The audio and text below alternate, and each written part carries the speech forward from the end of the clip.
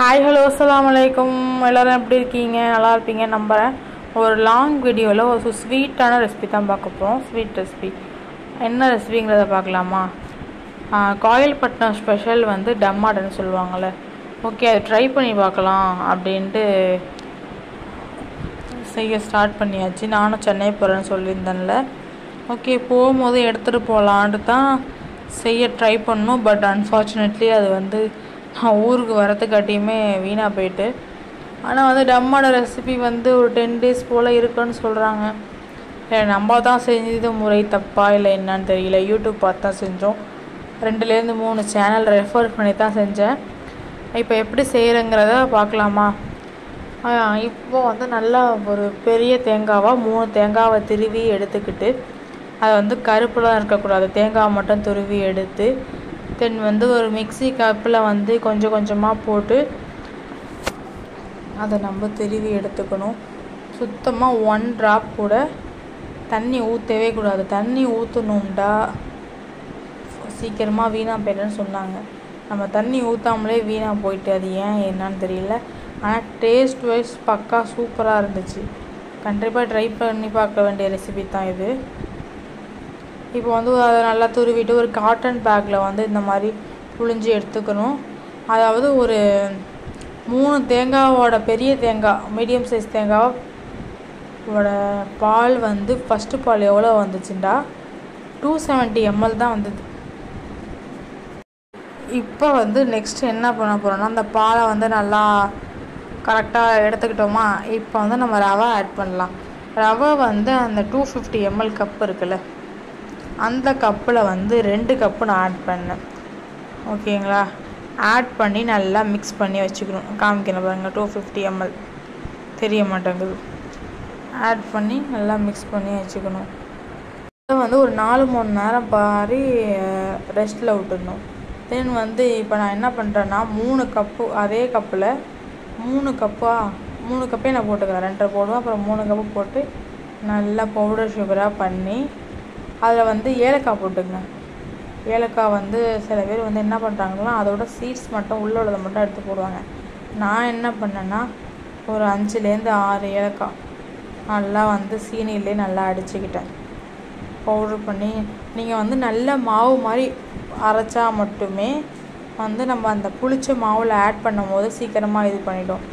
தென் நீங்கள் வந்து ஒழுங்காக அரைக்கலை அப்படின்ட்டா அந்த தேங்காய் பழம் ரவாவும் சேர்த்து வச்சுருக்கோம்ல, அதில் சீனியை ஆட் பண்ணும்போது நல்லா பீட் பண்ணுற மாதிரி இருக்கும். நீங்கள் கரைஞ்சால் மட்டும்தான் நம்ம கை வலிக்காது. அதை பீட் பண்ணும்போது லேசாக சீனியாக இருந்தால் அடியில் போய் உட்காந்துரும், டேஸ்ட்டு கொடுக்காது. ஓகேவா? இப்போ நம்ம வந்து பவுடர் பண்ணி இதை தனியாக எடுத்துக்கிட்டோம்.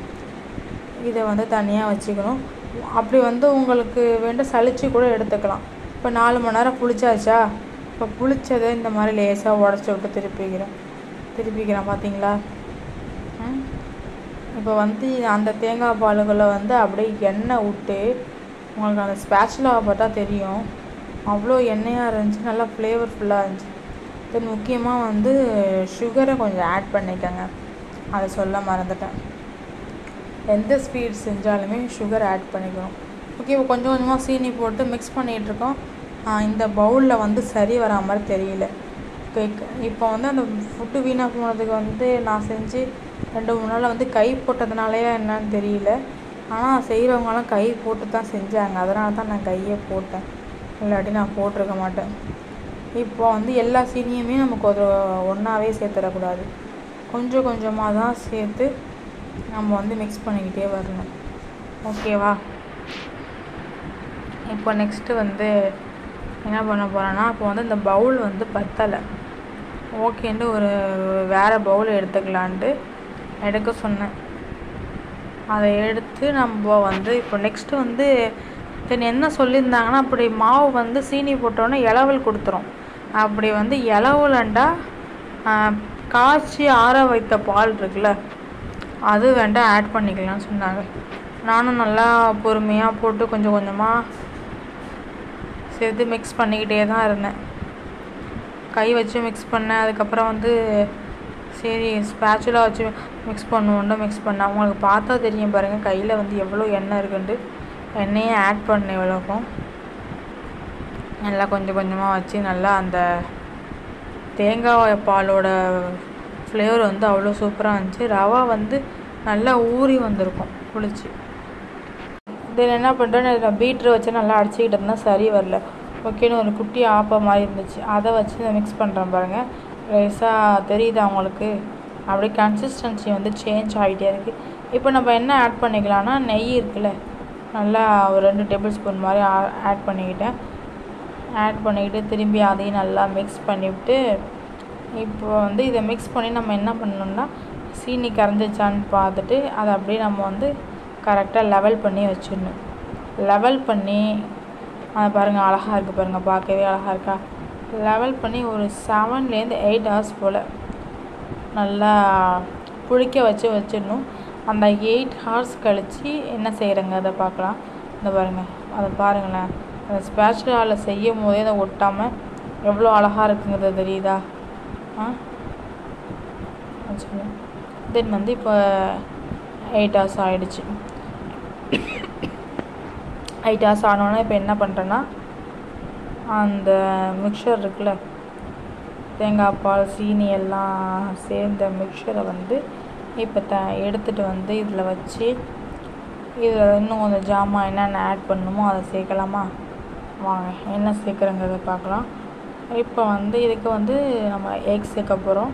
தென் வந்து காய்ச்சி ஆற வச்ச பாலும் கொஞ்சமாக வச்சுருக்கேன் பாருங்கள். அந்த ரவா மிக்சரை பாருங்கள், அப்படி எண்ணெய்லாம் விட்டு நல்லா புளிச்சு பபுள்ஸ்லாம் வந்திருக்கு. இப்போ வந்து நான் ஒரு 3 முட்டை எடுத்து நல்லா பீட் பண்ணிக்கிறேன். நல்லா பீட் பண்ணிவிட்டு அதை அப்படியே என்ன பண்ணுறோன்னா, நம்ம டேரெக்டாக ஆட் பண்ணக்கூடாது.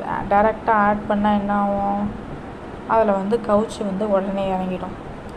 ஸோ வந்து நல்லா அடிக்கணும். நல்லா அடித்து எல்லாம் வெள்ளை கருவும் மஞ்சள் கருவும் சேர்கிற வரைக்கும் நல்லா அடித்து, இப்போ வந்து இதை உடச்சி விட்டுக்கணும். இந்த மிக்சர் வந்து 8 hours ஊறிடுச்சில், இப்போ தான் அதை வந்து நான் உடச்சி விட்றேன். உடச்சி விட்டதுக்கப்புறம் இப்போ நம்ம எக்கு சேர்க்க போகிறோம். எக்கை வந்து ஒரு சீவர் இருக்குல்ல, சல்லடை அப்படி இல்லாட்டி வடித்தட்டு இதை வச்சு நல்லா அந்த மாதிரி இறங்கணும். மேலே வந்து தனியாக வந்து கவுச்சி வந்துட்டு அதை தனியாக வந்துடுச்சு பாருங்கள், அதை தனியாக எடுத்து வச்சிடணும். அப்புறம் வந்து ஒரு 3/4 கப் மாதிரி மைதா ஆட் பண்ணிக்கிறேன். மைதா சேர்த்துட்டு தென் வந்து அதையும் நல்லா கலக்கிக்கணும். இப்போ வந்து தண்ணி இருக்குதுன்னு பார்க்காதீங்க, அது வந்து குடிக்கிற தண்ணி. நான் வந்து தண்ணிலாம் ஆட் பண்ணவே கிடையாது, ஓகேவா? அப்படி ரொம்ப திக்காக இருந்தால் காய்ச்சின பால் தான் நம்மளை ஆட் பண்ண சொன்னாங்க. அதனால் அது மட்டும் ஒரு 3 டேபிள் ஸ்பூன் மாதிரி ஆட் பண்ணியிருப்பேன். உங்களுக்கு கன்சிஸ்டன்சி பார்த்தாலே தெரியும். எப்படி இட்லி மாவு பதத்துக்கு கன்சிஸ்டன்சி நல்லா இது பண்ணிக்கணும். டேஸ்ட் பண்ணி பார்த்துக்கோங்க. நான் இன்னும் கொஞ்சம் ஆட் பண்ணிக்கிறேன். அதான் மொத்தமாக ஒரு 3 டேபிள் ஸ்பூன் மாதிரி தான் ஆட் பண்ணியிருப்பேன். தென் வந்து இப்போ என்ன பண்ணுறேன்னா, இது செய்யும் போதே ஓடிஜியை வந்து 180 டிகிரியில் வந்து ப்ரீஹீட் பண்ணி எடுத்துக்கிறேன். ஒரு 20 minutes மாதிரி நல்லா ப்ரீஹீட் பண்ணி எடுத்துக்கிறேன். தென் வந்து அதோட மோல்டு இருக்குல்ல, மோல்டில் வந்து நெய் அப்ளை பண்ணிவிட்டு, தென் வந்து மைதாவையும் டஸ்ட் பண்ணி எடுத்துக்கிறேன். டஸ்ட் பண்ணி எடுத்துகிட்டு அப்புறம் வந்து எந்த கேக்காக இருந்தாலும் எதாக இருந்தாலும் பேக் பண்ணும்போது நம்ம என்ன பண்ணுறோன்னா பொங்கி வரும். அதனால் வந்து நம்ம 3/4 அளவு தான் சேர்க்கணும். அப்படி நிறையா சேர்த்துட்டோன்னா கீழே வந்து ஊற்றிடும். அந்த தட்டோ ஏதோ வந்து தீர ஸ்மெல் வந்து எல்லாம் ஸ்வீட்லேயே வந்து அந்த ஸ்மெல் வந்துடும், பேக்கிங் பண்ணுற ஸ்மெல் வராமல், ஓகேவா? 3/4 வந்து ஊற்றி அதை நல்லா தட்டி எடுத்துக்கணும். தட்டி எடுத்துக்கிட்டு வீட்டில் வந்து பாதாம் பிஸ்தா இருந்தால் வந்து அதை வந்து ஃபைனாக சாப் பண்ணி மேலே கார்னிஷ் பண்ணி வச்சுக்கலாம். என்கிட்ட வந்து பிஸ்தா இல்லை, ஸோ பாதாம் தான் இருந்துச்சு. அதை இது பண்ணிவிட்டு இப்போ வந்து ஓவனில் வந்து என்ன பண்ண போகிறேன்டா, 180 டிகிரியில் வந்து ஒரு 40 minutes வச்சேன். 40 minutes வச்சு பேக் பண்ணி எடுத்துக்கிறேன். தென் வந்து கலராக செய்வோன்ட்டு அம்மா வந்து எசன்ஸ் கலர் இருந்துச்சு, ஓகேன்னு இதில் வந்து கலர் ஊற்றி செஞ்சுக்கிட்டு இருந்தாங்க. தென் இதையும் பண்ணி கலராக பேக் பண்ணி எடுத்தாச்சு. டேஸ்ட் வைஸ் பக்கா தேங்காய் பால் ஃப்ளேவரோட அல்டிமேட்டாக இருந்துச்சு. ட்ரை பண்ணி பார்க்க வேண்டிய ரெசிபி தான், பட் வந்து அவுட்புட் எப்படி வரங்கிறது தெரியல, அதுதான். ஓகேவா, கண்டிப்பாக ட்ரை பண்ணி பாருங்கள், நல்லா தான் இருந்துச்சு. என்ன உங்களுக்கு பார்த்தாலே தெரியும்னு நினைக்கிறேன். கொள்ளன்னு இருந்தால் தான் எனக்கெல்லாம் பிடிக்கும், அந்த மாதிரி தான் இருந்துச்சு. இது வந்து சரி அந்த மாதிரி பண்ண முடியாதுன்னு நான் இது மாதிரி ஒரு இதில் ஊற்றி எடுத்துக்கிட்டு சூப்பராக இருந்துச்சு. ஓகே, பாய், அஸ்ஸலாமு அலைக்கும்.